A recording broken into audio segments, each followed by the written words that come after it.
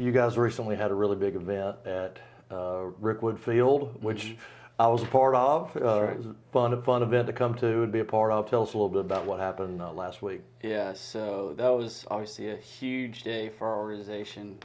For 30 years, we were known as the American Baseball Foundation, and we are now called the SmartPlay. And the reason for that transition was the American Baseball Foundation. When it first began, it was mostly baseball centric, but it barely scratches the surface of what all we do today and the value provide to the youth in our communities. Like it's so much more than baseball, and that's what the assumption had become and stayed.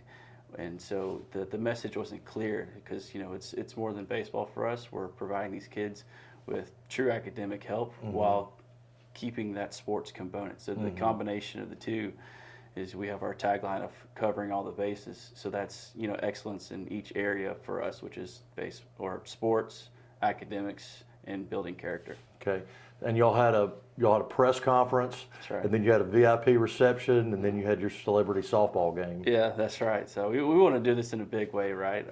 So kind of like for 30 years, we were really remotely under the radar. Yeah. Most of our work was just in building the program. So like if people knew who we are, they knew the value we provided. But this new chapter for us, we want to come into the community in a big way. People know who we are, what we do, and that was a fun way to kick it off. So as a baseball guy and a sports guy, I mean it's always cool to see how y'all have really done a great job of like bringing in big names, and we're going to talk about the leadoff dinner a little bit later. But you had Goose, Gossage for that. But you had some Birmingham celebrities that showed up for the softball game. Tell us about that. Yeah, that's right. Yeah, so it really turned into like a celebrity softball game of Birmingham based. Like most had Birmingham or Alabama ties, and so you had Rick Burgess, former the Rick and Bubba Show, now the Rick Burgess Show. You had Michael Mays, Willie Mays' son. It's always fun just to, once he starts talking, you just listen. Yeah. He's got stories for days, of course. And then you had Chris Hammond, who's Birmingham based, 12 years in the majors, and you just Mark Everett, who has Olympic medal. You had all types of people out there, so it was just really cool to gather all those type of people in one space, and it was a lot of fun.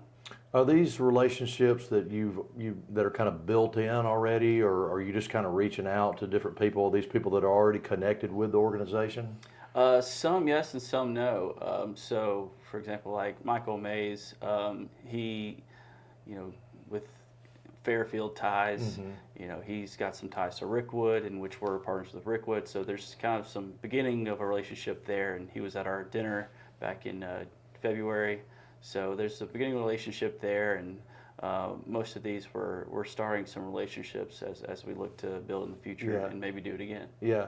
I always run into Papa Jack. I mean, it's like Papa Jack right. is at every event, man. Yeah, Papa Jack, he's one of course, very active in the Birmingham community, and he loves to let people wear his 04 Red Sox World Series ring, and he's a fun guy in the community. Yeah, he was an assistant on that 04 team. Was he like the hitting coach? Correct. Or He was a hitting coach, okay. So he talks about his time being a hitting coach for Big Papi and his time Millar there. and those guys. Oh, yeah, that's awesome. Yeah, I always enjoy talking to him, and he actually signed my son's shirt. Very gracious man. But it's always good to run into Papa Jack. Oh yeah. Tell us more about the organization itself. Exactly what y'all do. I know you mentioned that you guys have kind of flown under the radar for 30 years, but you've really done some good work where you're combining. And I love the concept where you're combining sports and academics from a teaching standpoint. That's right. And so the sports-based academics portion, we have our own curriculum. It was written by UAB, so we partnered with them, probably over a decade ago when we got it written. So it's ours, and it's all sports-based. So these are, when they read, they probably read about Willie Mays, Jackie Robinson. So these are books that they will enjoy reading, because I think that's one thing we want to focus on is. We want to create enjoyment with reading, and that involves books that they would choose themselves, right? Not, telling them that they have to read this book, and that's kind of we get, a bad relationship with reading at that point. So, and a lot of our work comes in the summer. So we want to keep that fun. It's supposed to be fun. And a lot of the kids we get, they struggle during the school year. So our approach is we need to make it not like that school environment. All right, we want to make it different. We want to make it fun, engaging, and how we do that is it's very different. Like I said, is so we have kids that'll rotate from an academic station, so they're inside, reading for 45 minutes, and they go outside and they'll play baseball for 45 minutes.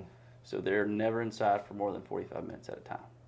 Is some of the instruction tied into academics, or are those two things separate? I mean, are you learning as you're going through a drill as well, or are those is the academic part separate from the sports part? Yeah, it's separate. So Okay. they'll be inside, and so that'll be the academic focus session. But then they go outside and learn some of the different sports. So we do more than just baseball. We'll also put in some soccer, some volleyball, because we have a lot of girls in our camp too. And that's the thing. Is like, when they go in the classroom, they know they're only in there for 45 minutes. You get so much more out of them when they know they can go outside and play. Yeah. So I think that's such a challenge for really everybody now. It's not just, we talk about kids these days and all that kind of stuff. Well, I mean, it's adults these days too. I mean, like right. Adults are not getting out. Adults are not, we're so stuck on our phones. We're just, our faces are in our phones. We're not getting outside. And it's just so important for us to be able to get outside, get some sun, be out in nature, be out in God's creation. That's right. And so I think it's great what y'all are doing, where y'all are, giving them those breaks where they can go outside. That's right. And you can get even deeper with like the science of why activity before learning is beneficial, right? When you get the muscle and the blood flowing, it goes to the brain and promotes more, memory. And it's just, there's so many benefits that the kids don't even realize, but they reap the benefits of. And I mean, we're not just saying this, we actually see it when we pre and post test these kids. So we see where they're at academically when they come in, and then see what they gained when the camp's over with. So we see the results on paper. Yeah, I mean, it's a tried and true method that y'all are working through. So tell us about the rebranding campaign. Why did y'all feel like it was time to kind of do a refresh on the way you presented yourselves? Right. So, I mean, as a nonprofit, in order to grow, the community's got to have a clear understanding of who you are, what you do. So the benefit of why had been still here for 30 years, which is, great for a nonprofit, right? Is we have a lot of loyalty. We have many partners and donors who've been with us over a decade, some more than 2 decades, which is amazing. That's why we're still here and still being able to do the great work. But when you want to grow, we got to expand outside of those. We want to add to that loyal donorship base and partnership base. And so that comes with having a clear message and story. So that's why we think it was necessary, because we saw a roadblock, right? Is you would say American Baseball Foundation, and you can create a pretty easy assumption, whether it's accurate or not. You create one, and most of the time it was just, they do some baseball stuff, and that is just a very small piece of what we do. There's so much more value to it. Is it a national effort now, or is it mostly centered on Central and throughout the state of Alabama? So we have national capabilities, while our recent efforts have been focused in Central Alabama. Okay. So what I mean by that is, since the curriculum is our own, we've had partners throughout and outside of Birmingham and outside of the state, where we can go, we train, the staff at their summer program and provide the curriculum. So there's those capabilities, but we really want to increase our community awareness here in Central Alabama.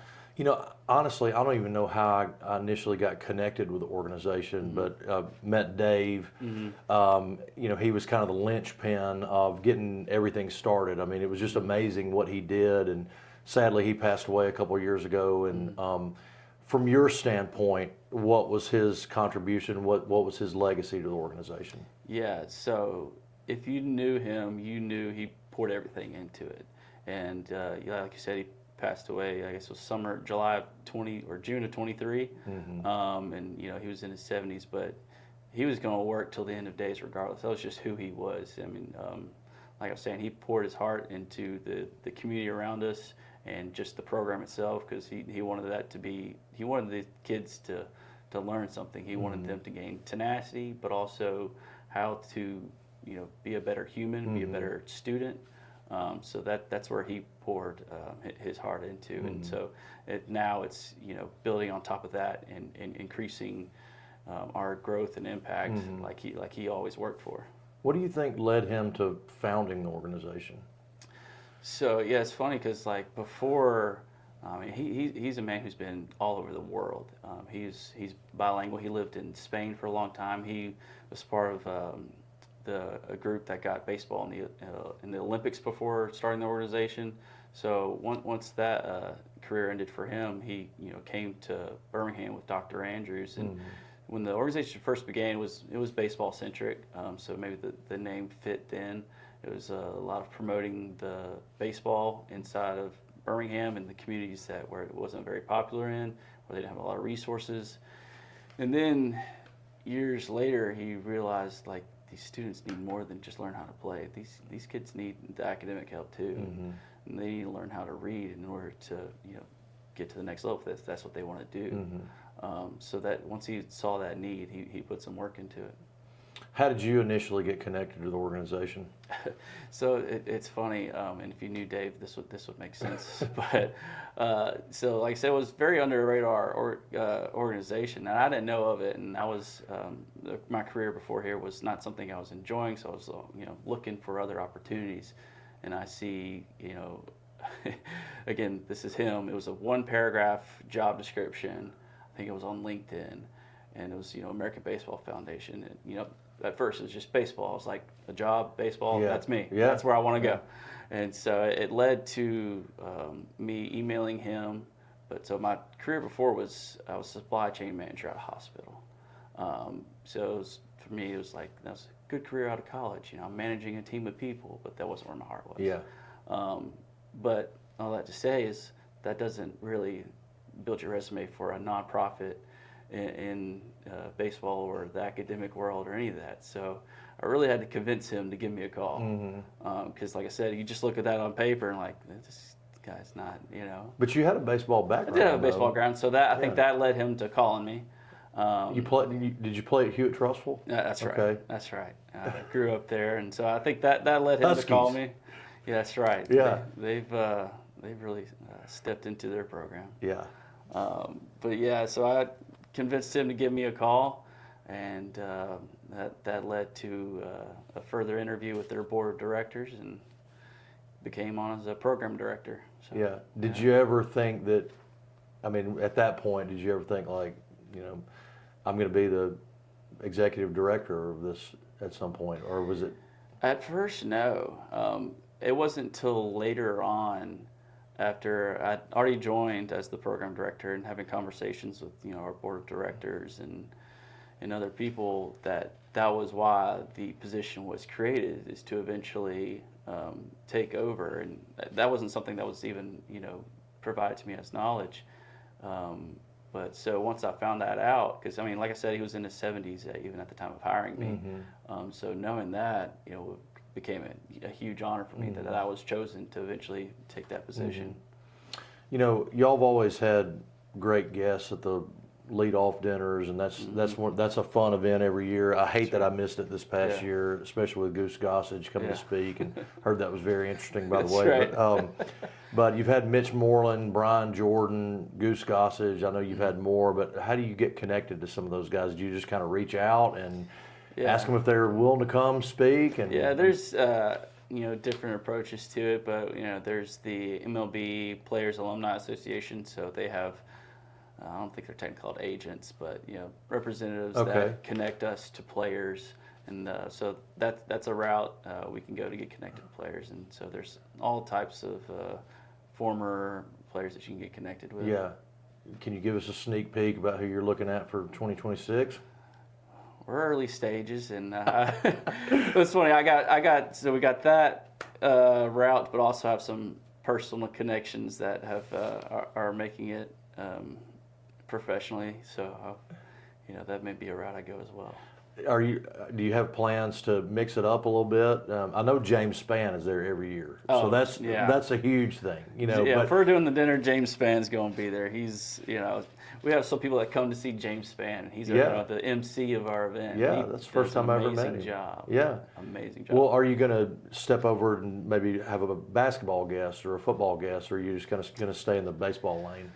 I don't know, because, like I said before, most of our guests that come to that dinner have been coming for years. So there are a few guests that have come since the very first one, and last year was our 24th. Yeah. So a lot do look forward to the baseball guests. So we, obviously with our past, we're very connected in the baseball world. Right. But as we look to the future, most of our fundraising events have just really been that dinner. Yeah. So as we look to expand and grow, we're going to look at different types of events, like a celebrity softball game. Yeah.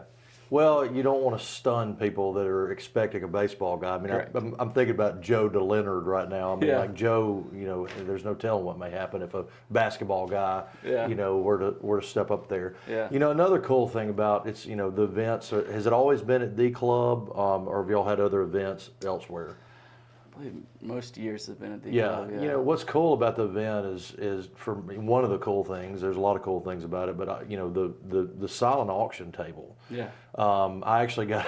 I don't know why. Sometimes I like obscure things, but last year I got a Vince Coleman signed St. Louis Cardinals powder blue jersey. Oh, that's the good one. Loved it. But there was a Jim Rice bat. I know Jack Baker has been somebody that has got some connections to Rice, but again, going back to how do you cobble all that together? I mean, because y'all have got some really awesome silent auction items. Yeah. Jim Rice, he was a former speaker years ago as well, so that I think that's some kind of rollover from that event. But so the silent auction is big thanks to Gerald Watkins with Friends of Rickwood. Yeah. He's put on silent auctions for the longest and has done ours for years. And so really him and Ben Powell's another guy who's on the Friends of Rickwood board, and those two lead that on, and I give it to them. They do an amazing job, and it's amazing what kind of items they bring. You're a baseball guy, and if you had to have one guy come speak, I mean, then you can, and we're wide open to anybody. Wide open to anybody. Wade Boggs, I don't know, Sandberg, whatever. Yeah. I mean, like if one guy that's still alive that you could have come speak at your organization, who would it be? God, that's a great question. Because I think former, but also think current. Who was your favorite player growing up? I had a couple. I'm a Braves fan. Was a Braves fan growing up. I think Chipper Jones would probably have some good stories, but also some of those other '90s Braves, like I think Maddox would be good. We've had Glavine in the past. We've had Dale Murphy. Yeah, okay. So Braves and Yankees are popular around here, so we've had a lot of those type players. See, I came in kind of late to the organization a little bit, I feel like. I mean, y'all have had a whole history. We've had some big names. Our first one was Hank Aaron. Wow. We've had Tommy Lasorda. We've had John Smoltz. I mean, we've had some big names. Yeah. So we've started off hot there with some big names for sure. But I don't know, because when you think of who you want to come to that event, you want some good stories to tell, right? And I think Maddox would be a good one, just because I've heard him talk before, and he's always got some good stories of him and his days of pitching and how they used to call pitches, and it's just good. But my favorite player growing up was honestly Andrew Jones. Okay. But that was really my first professional game I went to. Yeah. I mean, I loved baseball already. I think I was less than 10 years old, but he hit a walk-off home run against the Orioles when Sammy Sosa, with his end of his days, was there at the Orioles, and I just remember that moment was like, I love baseball, because you're at a game and a walk-off home run. Oh, absolutely. Unreal. But you're more of a 90s guy, right? I mean, you kind of grew up in the 90s. Yeah. And I'm more of an 80s guy. Yeah, 90s, early 2000s, and so that's kind of when my love for baseball developed. So and it's funny is, back then it was the early 2000s was a different era of baseball, right? With your Sammy Sosas and your Mark McGuire's. So that was the juice ball era. Yeah, yeah. Well, I was able to meet my childhood hero, Darryl Strawberry. He was my favorite player growing up. We had a men's conference here in Jasper. Mm-hmm. I guess 3 years ago, and he spoke at the event, and I was able to go to lunch with him at Full Moon Barbecue here in town, and Nice. just kind of pick his brain about the Mets and just what an incredible experience. But that'd be a good one to get to come. Strawberry would be great. Kidding. Yeah, he'd be really good. I mean, we've had all types of guests before, and James Finn also does a good job of getting those stories out of them. So I think that's the value in having a good MC and getting the stories, because I mean, not all players are great speakers, but you ask them right questions, you get them to tell some good stories. And it's more of with Gossage this past year. Did he speak, or did James just interview him? I mean, like, well, that's the funny part of Goose is James started off asking questions, but Goose he really ran with those questions. So there was a couple times he'd tee up a question, but Goose would end up somewhere else. Right. Yeah. That was Goose Gossage. Yeah. He brought some entertainment, that's for sure. Well, I'll tell you, the fire he had on the mound when he pitched, it hasn't left him. Yeah, sure. So how do people connect with your organization?